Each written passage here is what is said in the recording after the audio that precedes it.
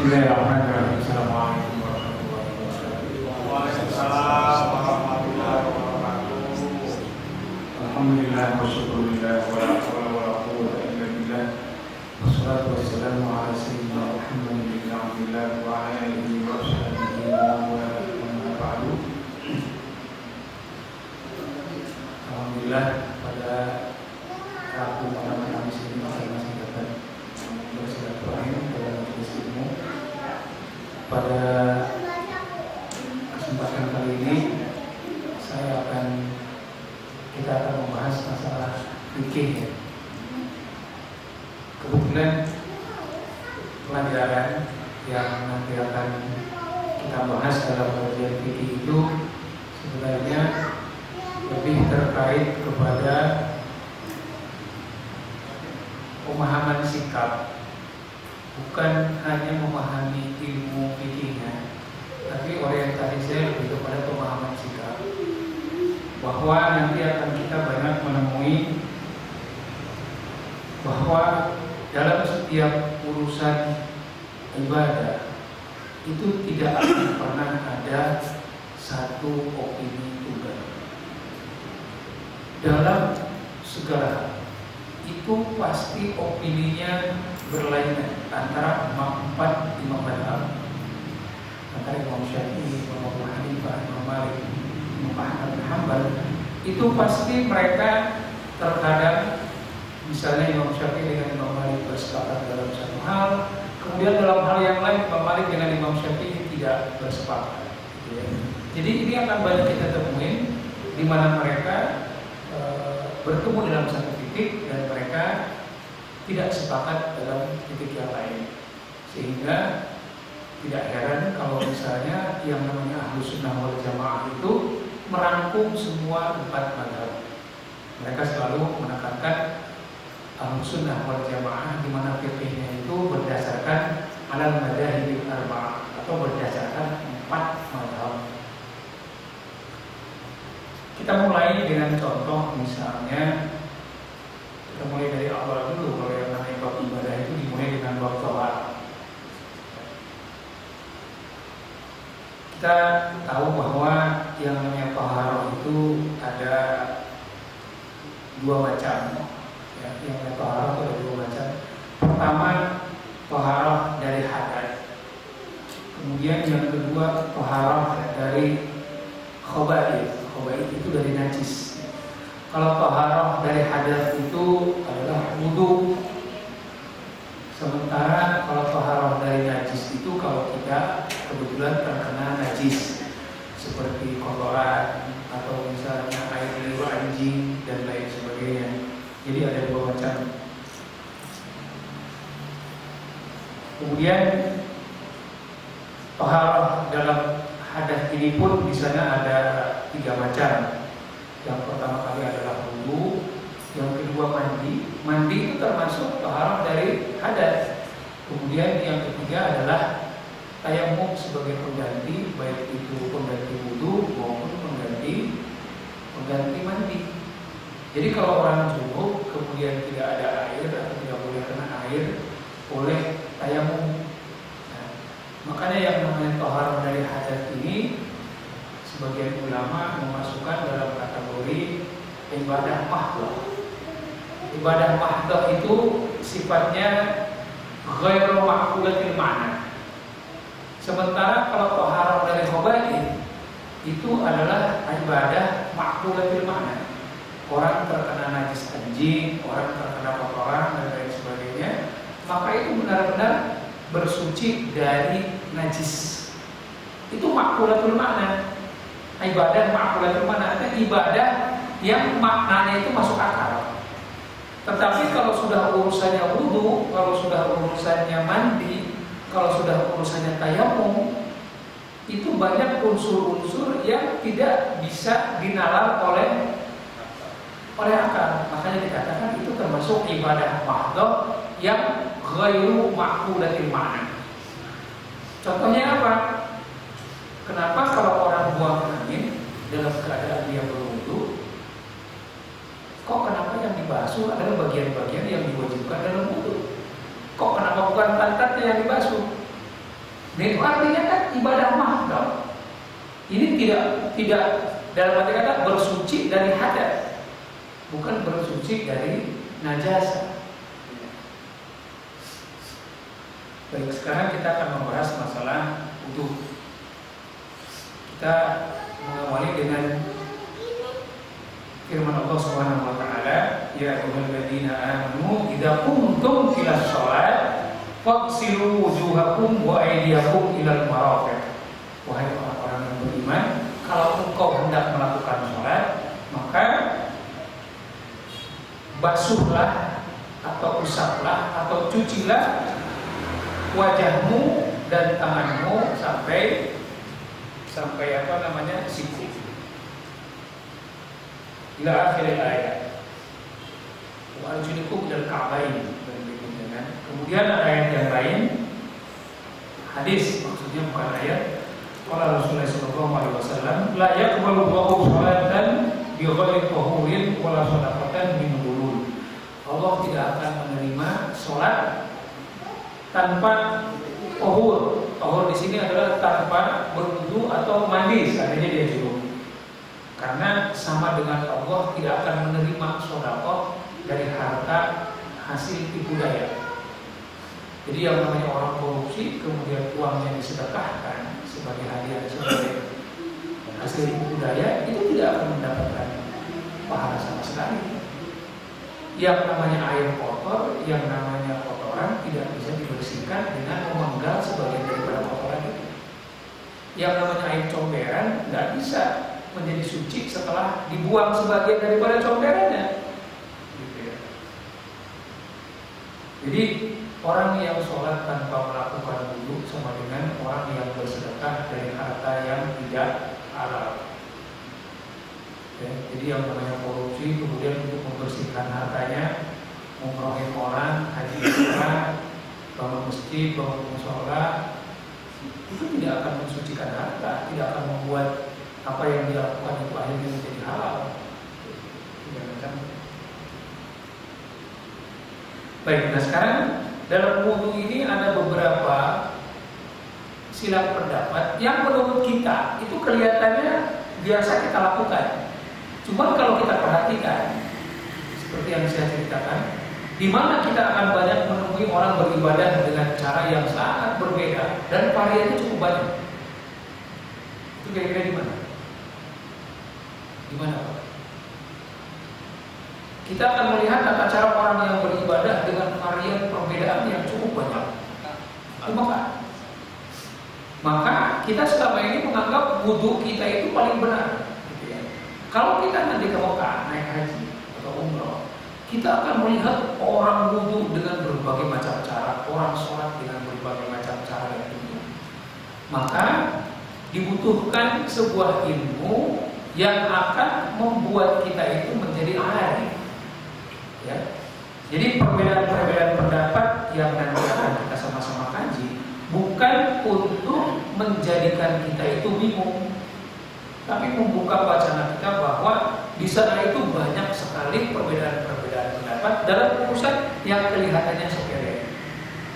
Contohnya, mohon maaf saya lupa bawa kacamata. Jadi agak meraba-raba. Dalam bab wudu ini kebetulan yang menjadi rujukan saya itu adalah ini kelas berapa? 1,5.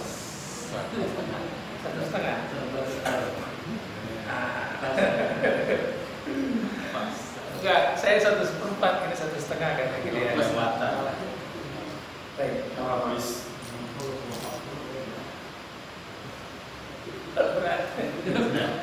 Bahwa di dalam bab wudu saya kebetulan menggunakan rujukannya ini adalah kitab Bidayatul Mujtahid wa Nihayatul Muqtasid. Kebetulan saya bawa ringkasannya ini biar mempermudah.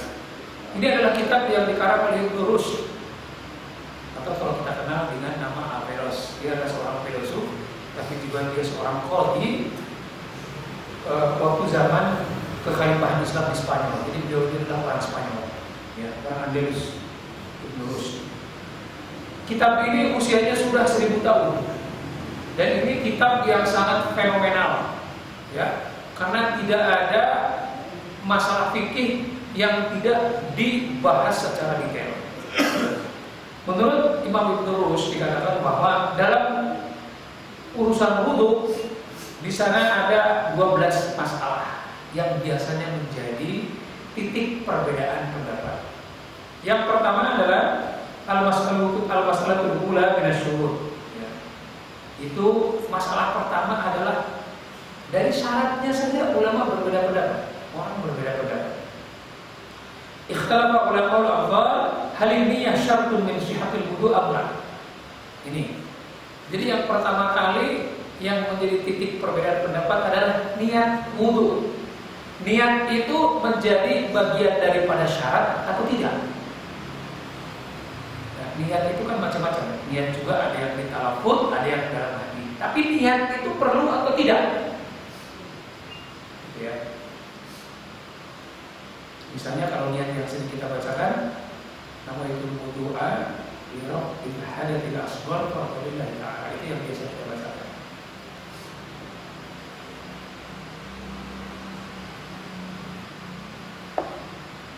Ba'da ittifaqihim ala syiratihi niyyah min al-ibadah li qoulihi ta'ala wa ma umiru illa liya'budullaha mukhlishina lahu-d-din. Sebagian ulama yang mengatakan bahwa niat itu merupakan syarat daripada wudu itu berdasarkan ayat Allah Subhanahu wa taala wa ma umiru illa liya'budullaha mukhlishina lahu-d-din. Sesungguhnya mereka diperintahkan kecuali untuk beribadah kepada Allah mukhlishina lahu-d-din, untuk beribadah dengan ikhlas. Kemudian dipertegas dengan sabda Rasulullah SAW, innamal a'malu binniyat, bahwa sesungguhnya setiap amal perbuatan itu harus diiringi dengan niat. Padahal fariqun minhum ila anha syartun wa huwa madhhab Syafi'i wa Malik wa Ahmad wa Abi Dawud wa Abi Dawud. Jadi yang mengatakan bahwa niat itu merupakan syarat daripada wudu adalah madhabnya Imam Syafi'i dan Imam Malik. Wa dhahaba fariqun ukhra ila annaha laysat bi syartin wa huwa madhhab Abu Hanifah wa Tsawri. Jadi kalau Imam Syafi'i dengan Imam Malik mengatakan bahwa niat wudu itu adalah bagian daripada syarat. Sementara Imam Abu Hanifah dengan Sufyan ats-Tsauri mengatakan bahwa yang namanya niat dalam wudu bukan bagian daripada syarat. Jadi boleh niat, boleh tidak. Jadi kalau menurut mazhab Imam Abu Hanifah, orang kalau tidak niat dalam wudu sah. Tapi kalau menurut mazhab Imam Malik dan Imam Syafi'i, niat dalam wudu hukumnya syarat. Dan kalau misalnya kita tidak niat dalam wudu, wudu kita akan tidak sah atau batal. Nah ini kadang-kadang suka diributkan, tadi kamu niat dalam wudu. Oh enggak, kenapa? Nah ini kalau orang tidak mengerti kedudukan hukum, maka yang ada itu cuma benar salah. Nah, apa yang menyebabkan Imam Malik dengan Imam Syafi'i mengatakan bahwa yang namanya niat itu adalah syarat? Dan apa yang menyebabkan Imam Abu Hanifah yang mengatakan bahwa niat itu bukan bagian daripada syarat itu? Wasababu ikhtilafihim taraddudul wudu baina yakuna ibadatan mahdhah ta'ni ghairu ma'qulatil ma'na wa inna ma yuqsadu biha al-qurbatu faqat kas-shalati wa ghairiha wa baina an yakuna ibadatu ghairu ma'qulatil ma'na bi ghusl najasah fa innahum la yahtamiluna anna al-ibadata al-mahdhah muftaqiratun ila niyyah. Jadi ini terkait dengan perbedaan pemahaman kepada kedudukan wudu itu sendiri. Yang pertama adalah orang atau pihak yang mengatakan bahwa wudu itu adalah ibadah ghairu ma'qulatil makna, artinya ibadah mahdhah. Jadi yang namanya ibadah mahdhah itu bisa dikategorikan karena sering dilakukan, maka tidak perlu pakai niat.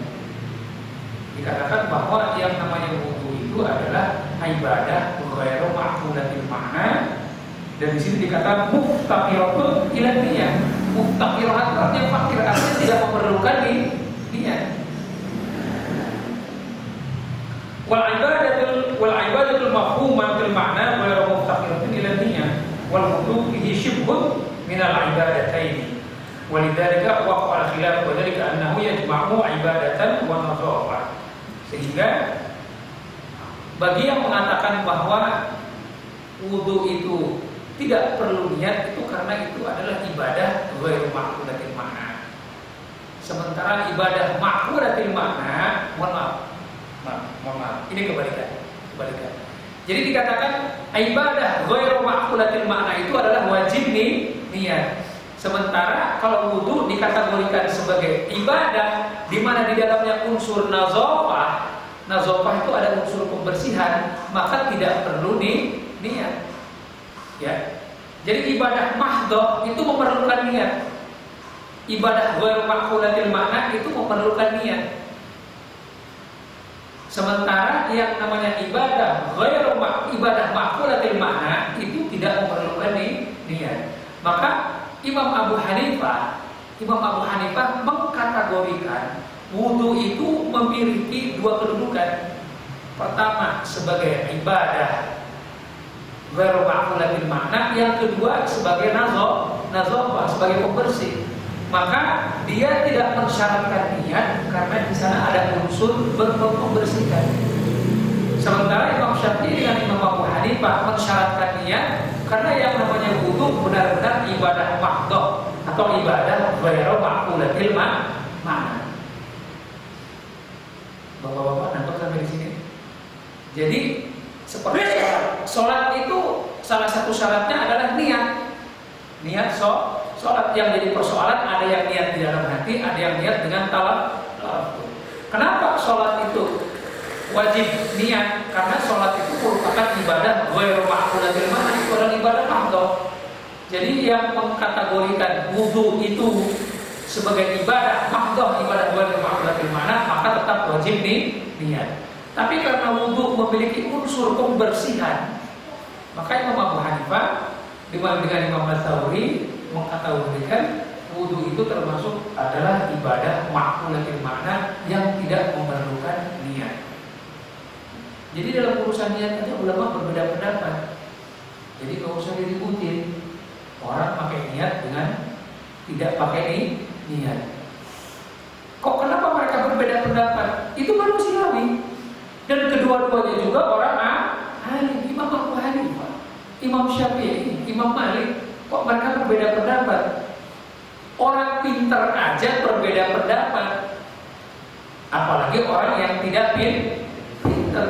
Jadi kalau misalnya dikatakan perbedaan pendapat itu tidak boleh ada, salah. Orang pintar aja berbeda pendapat. Semakin pintar orang, biasanya pendapat yang berbeda makin banyak. Semakin pintar orang. Jadi kalau misalnya ada upaya untuk meniadakan perbedaan pendapat, berarti orang tersebut mengarahkan ibadah kita kepada ibadah taklidul a'ma. Itu pembodohan. Ya. Meniadakan perbedaan pendapat itu sebuah pembodohan. Jadi ibadah itu tidak mungkin terhindar dari perbedaan pendapat. Cuma yang jadi persoalan adalah bagaimana kita menyikapi perbedaan. Itu yang selalu saya katakan. Kemudian yang berikutnya,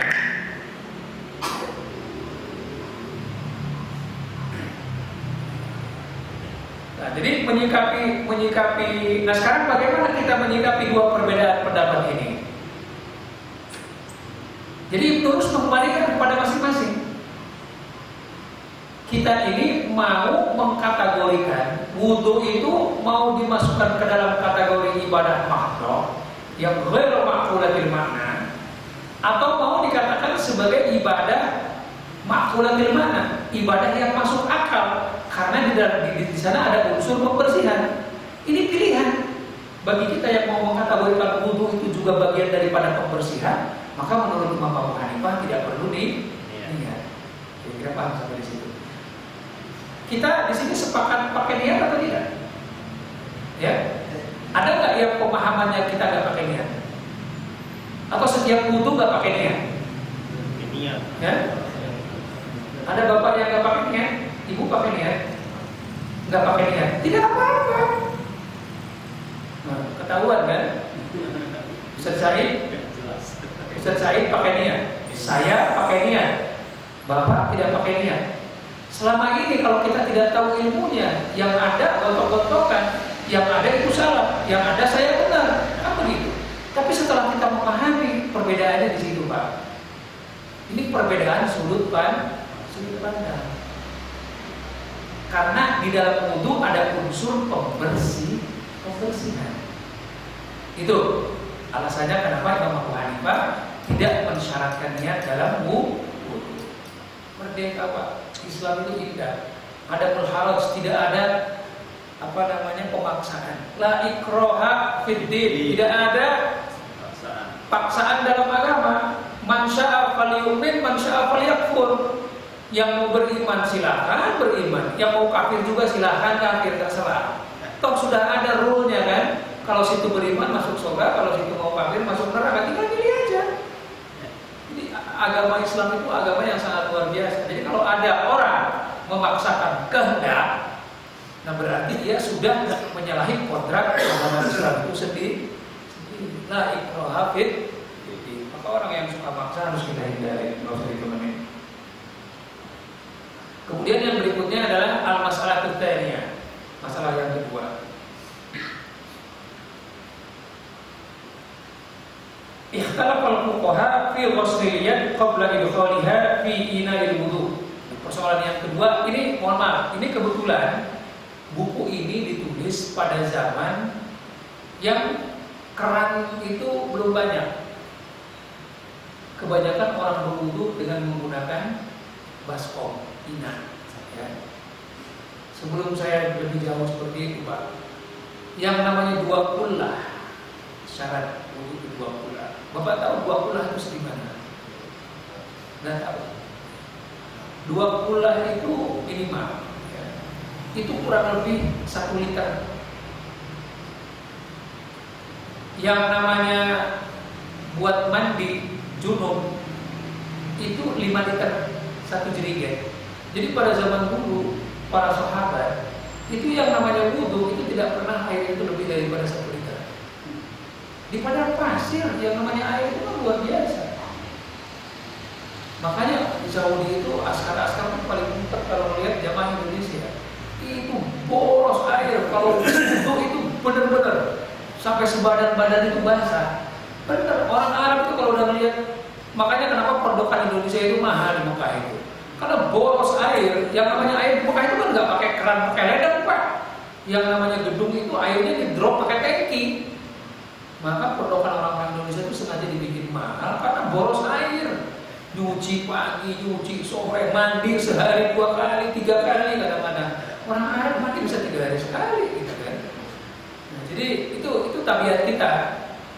Padahal Rasulullah sendiri bilang bahwa seandainya di depan rumahmu pun mengalir sungai yang sangat deras dan dalam, tetap engkau berwudu tidak lebih daripada 2 kullah.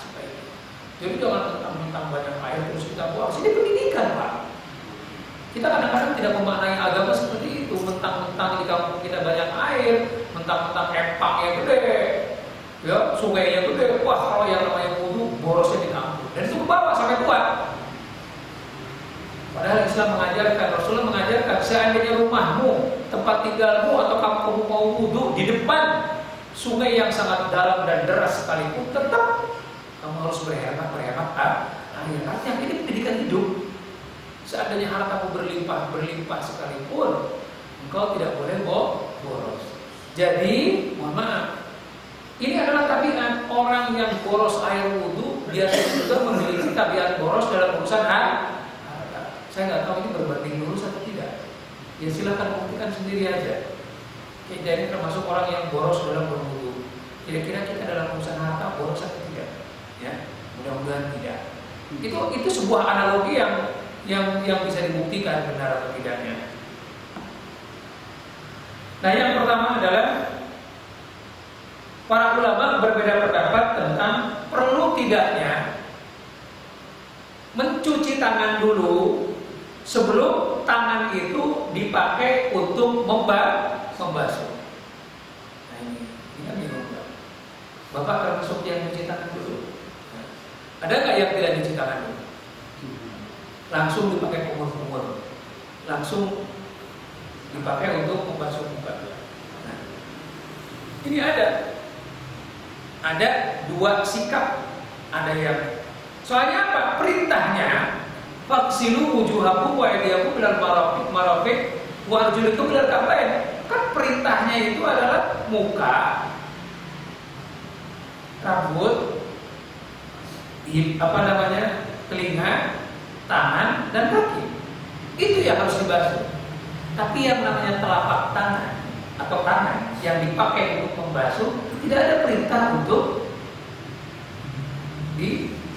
dibasuh. Tapi ini berdasarkan pengamatan para sahabat kepada apa yang sering dilakukan oleh Rasulullah Shallallahu Alaihi Wasallam.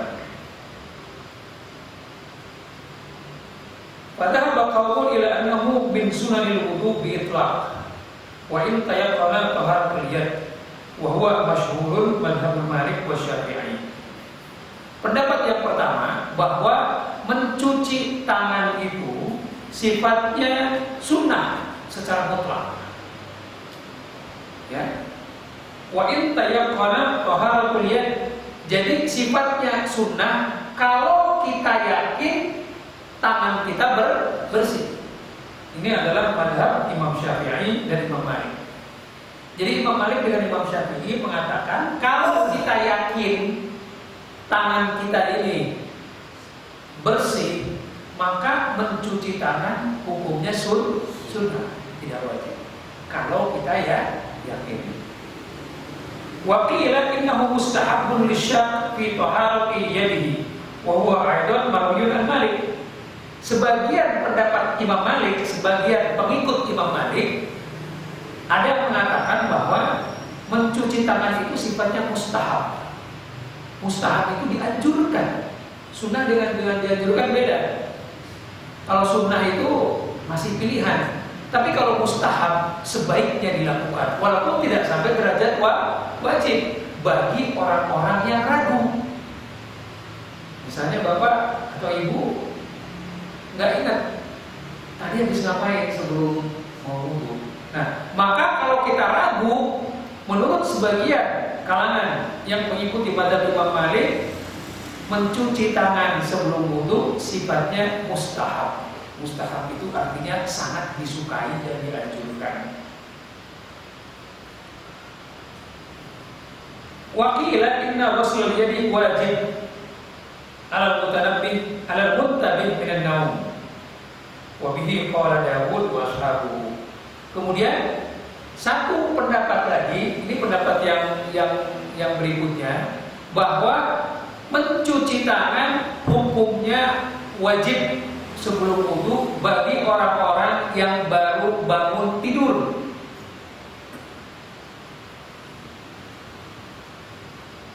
Wa farraqa qaum baina naumil laili wa naumin nahar. Akan tetapi di antara orang yang mewajibkan membasuh tangan bagi orang yang baru bangun tidur pun ada dua pendapat, yaitu antara tidur malam dengan tidur siang. Nah, ini ya, ternyata urusan begini ternyata urusan wudu, urusan basuh tangan aja ulama itu macam-macam pendapatnya. Jadi jangan dianggap pendek. Ada yang mengatakan sunnah. Jadi pendapat pertama Imam Malik dengan Imam Syafi'i, hukumnya sunnah kalau kita yakin bersih, ya. Sebagian Imam Malik hukumnya mustahab kalau kita ragu, dianjurkan ini. Kemudian ada lagi yang mengatakan bahwa hukumnya wajib bagi orang yang bangun tidur. Ada lagi yang mengatakan bahwa hukumnya wajib bagi yang bangun tidur malam, siang tidak.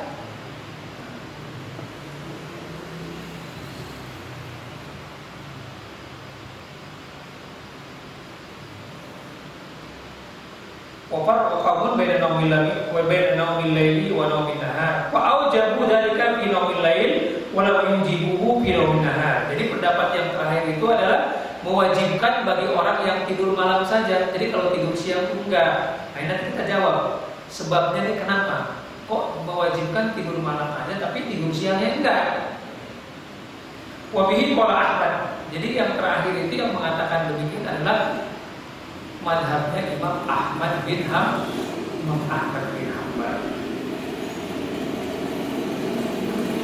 Fatahsulu fi dzalika arba'atu aqwalin. Qaulun innahu sunnatun bi'itlaq, wa qaulun innahu istihbabun lisyak, wa qaulun innahu wajibun 'alal muntabi minan naum, wa qaulun innahu wajib 'alal muntabi min naumil lail duna naumin nahar. Jadi ini sebuah kesimpulan saja, berarti di sana ada empat pendapat. Pertama, hukumnya sunnah bagi yang yakin tangannya bersih. Yang kedua, hukumnya mustahab bagi yang ragu. Dan yang ketiga, hukumnya wajib bagi yang bangun tidur, seluruh tidur. Ini yang ketiganya seluruh tidur. Mau tidur malam, mau tidur siang, tetap wajib. Nah, pendapat yang keempat, hanya bagi yang tidur malam saja. Yang tidur siang nggak wajib. Cakep kan? Ini ada 4 pendapat. Ini urusan nyuci tangan. Wasababu fi ikhtilafihim dzalika ikhtilafu fi mafhumi tsabit min hadits Abi Hurairah radhiyallahu anhu. Qala alaihi salatu wassalam, "Idza istayqadha ahadukum min nawmihi falyaghsil yadahu qabla an yudkhilaha al-ina, fa inna ahadukum la yadri ayna bata yadahu." Perbedaan pendapatnya ini karena pemahaman mereka yang berbeda kepada hadis Rasulullah SAW yang mengatakan, jika seandainya salah seorang dari kalian bangun dari tidur, maka hendaknya sebelum dia memasukkan tangannya ke dalam baskom untuk wudu, dia cuci tangan dulu. Jadi ngambil sebagian air untuk cuci tangan dulu. Fa inna ahadukum la yadri ayna bata yaduhu. Karena sesungguhnya kita ini tidak tahu waktu kita tidur itu tangannya jalan kemana. Gitu. Jadi kenapa mencuci tangan itu hukumnya dikatakan wajib bagi yang tidur. Kita kan nggak tahu, Pak. Emang Bapak yakin tangannya itu begini atau sidakep? Itu kan nggak kemana-mana. Ngeroboh celana sendiri enggak, mungkin ngeroboh kemana kan bisa aja kan, kita nggak sadar gitu kan, di luar kesadaran. Wafi ba'di riwayat, dalam riwayat yang lain dilengkapi dengan falyaghsilha thalathan, hendaknya dicuci 3 kali. Ya. Jadi hadisnya ini ada 2 matan yang berbeda, bukan berbeda. Ada 2 matan, yang satu dilengkapi dengan thalathan falyaghsilha thalathan, yang satu enggak. Jadi ada yang mengatakan cuci tangan, tidak disebutkan berapa kali. Kemudian ada yang mengatakan dicuci 3 kali.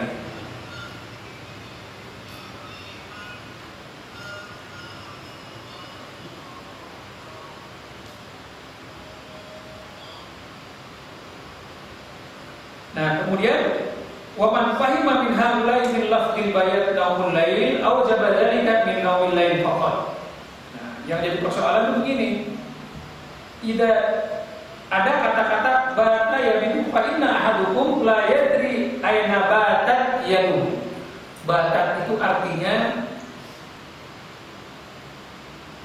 berdiam atau bermalam. Bata yabitu baitan artinya tidur, maksudnya tidur ya. Yang namanya bait itu kan kamar atau rumah.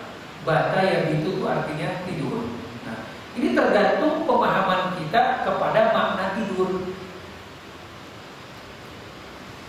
Wa man fahima min haula'i min lafdil bayat naumul lail aw jabadalika min naumil lail. Kalau misalnya kita memahami yang namanya tidur itu adalah tidur malam, maka yang diwajibkan untuk membasuh tangan ketika bangun tidur itu hanya ketika bangun tidur malam. Wa man lam yafham minhu dzalika wa inna ma fahima minhu an-naum faqat aw jabadalika ala man istayqadha min an-naumi naharan aw lailan.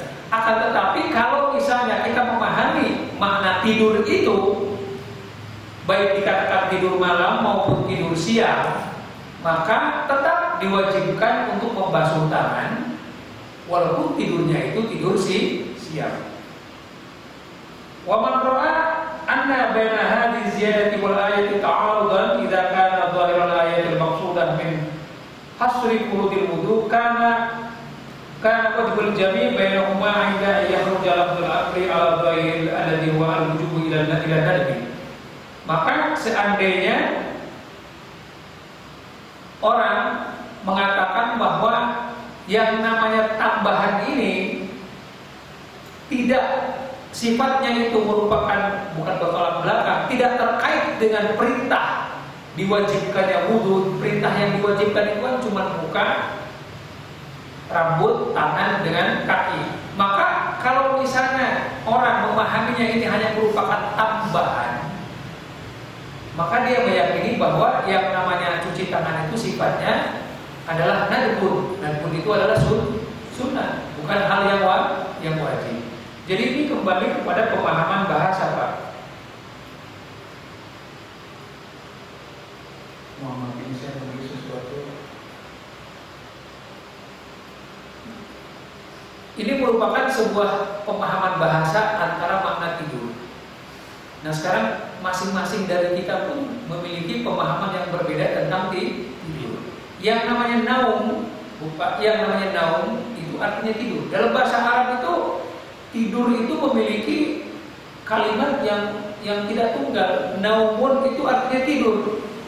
Tapi bata yabitu bayatun juga artinya tidur.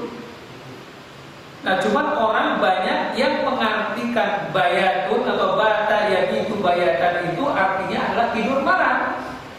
Tapi kalau yang namanya naum itu artinya tidur. Baik tidur malam maupun tidur siang dikatakan naum. Cuman yang jadi persoalan adalah hadis ini kalimat yang digunakan adalah bata yabitu.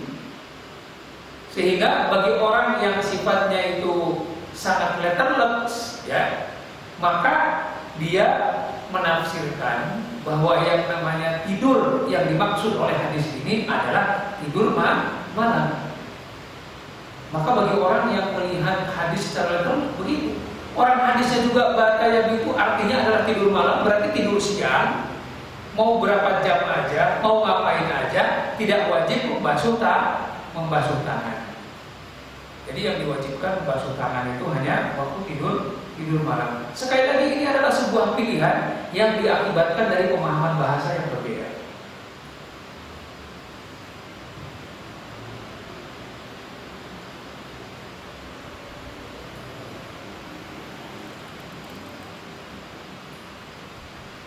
Kemudian ada juga yang melihat fenomena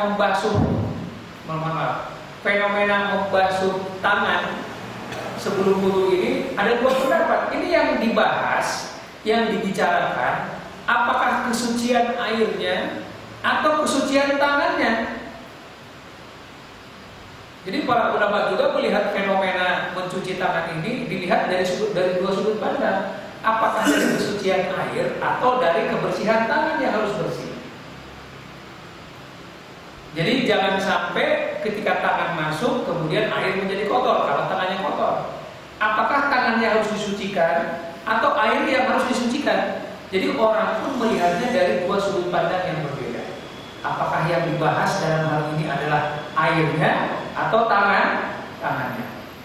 Ini baru dalam urusan mencuci tangan. Ulama saja berbeda pendapat. Jadi kalau misalnya dalam sholat kita melihat orang berbeda, dalam ibadah-ibadah yang lain orang berbeda, itu sangat wajar. Setiap gerakan wudu pun berbeda. Bisa enggak?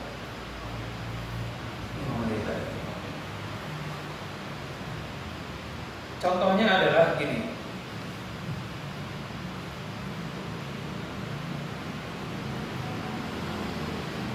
Contohnya adalah dalam urusan tangan. Faghsilu ya ila idza kuntum taghsilu wujuhakum wa aydiyakum ila al-marafiq. Nah, kata-kata ilal marafiq, ila sampai itu pun memiliki makna yang berbeda. Sampai itu apakah artinya melingkupi yang disebut, atau sampai itu artinya adalah sampai di titik itu, ilal marafiq, sampai persendian. Nah, sampai persendian itu apakah persendiannya juga masuk atau di batas persendian? Ini saja berbeda dari urusan bahasa. Misalnya saya katakanlah minta tolong Ustaz Said, Ustaz, coba tolong jalan ke sana sampai ke pintu. Pasti antara pemahaman ke pintu, ini kan ilal marafiq, tolong jalan sampai ke pintu. Pemahaman saya sampai ke pintu dengan pemahaman Ustaz Said sampai ke pintu masih berbeda. Apakah sampai di depan pintu? Apakah sampai di depan pintu dan nempel? Apakah sampai di tengah-tengah pintu? Jadi kata-kata ila itu mengandung makna harus menjadi bagian daripada itu, atau hanya sebatas di bawah, hanya sebatas mirfaq itu hanya pergelangan. Jadi Bapak nanti jangan kaget kalau misalnya ada orang yang berwudu tidak sampai melewati ini, ya. Karena bagi yang berwudu tidak sampai melewati ini, maka dia memahami secara bahasa yang namanya ilal marafiq itu artinya adalah sampai batas saja, tidak include, tidak memasukkan bagian daripada persendian. Coba wudu kita gimana? Bapak sampai di mana? Persendiannya ikut nggak? Ikut. Ada yang persendiannya nggak ikut? Nggak ikut. Nah, alhamdulillah kita ini memiliki contoh yang berbeda betul.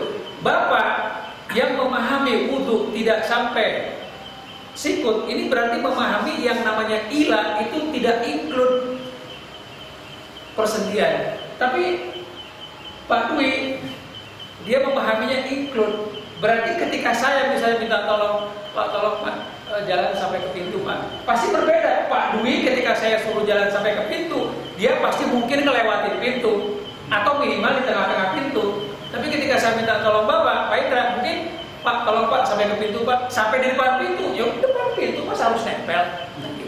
Nah, jadi ini sekarang mana yang benar, mana yang salah? Semuanya benar. Karena semuanya memiliki kaidah-kaidah penafsiran yang memiliki nilai kebenaran. Karena apa? Ini masalah pemahaman bahasa, Pak. Makanya nanti dalam kitab ini selalu dikembalikan kepada mafhumul Arab, kalamul Arab. Jadi yang namanya pembicaraan atau bahasa orang-orang Arab itu ditafsirkan secara berbeda-beda. Itu baru ilal marafiq. Belum lagi yang namanya biru usikum. Wah, itu nanti kita bahas lagi. Apakah kata-kata bi itu 1/4, 1/3, 2/3, lewat separuh, atau semua? Itu beda-beda. Masing-masing kaum, masing-masing kabilah, masing-masing kelompok berbeda-beda pendapatnya. Jadi ada orang yang jangan kalau lihat sementara kita kalau lihat cek. Ada juga yang gini doang. Karena jambunya habis pakai jelly kan. Gini doang. Terus ada yang kebetulan memang kegerahan, ya, habis ngedorong somai itu panas gitu kan, muter seharian, pas giliran wudu dibajur semua. Kenapa? Emang sunnahnya gitu? Enggak juga sih, biar adem.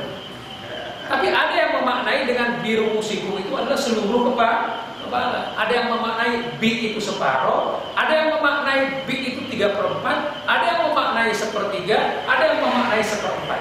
Beda-beda. Bapak, kepalanya segimana Pak? Dikit aja kan? Kita cair segimana? Semua. Nah kan? Beda. Nanti ada juga kata-kata bi itu apakah dimulai dari belakang atau dari depan? Beda maknanya. Iya. Bisa cair dari mana? Dari belakang atau dari depan? Dari belakang kan? Dari depan dulu. Ada yang memaknai bi itu dari yang belakang dulu, baru ke depan. Ada yang memaknai dari depan. Ya. Inilah kira-kira fenomena pemahaman wudhu yang ternyata setelah kita dalami betul-betul, setiap ulama itu berbeda pendapat hampir dalam setiap item ibadah. Jadi dalam wudhu saja gerakannya itu menimbulkan banyak perbedaan pendapat. Ini tujuannya membuat kita lebih arif, membuat kita itu lebih dewasa dalam menyikapi setiap perbedaan. Nanti akan kita bahas insya Allah di minggu depan.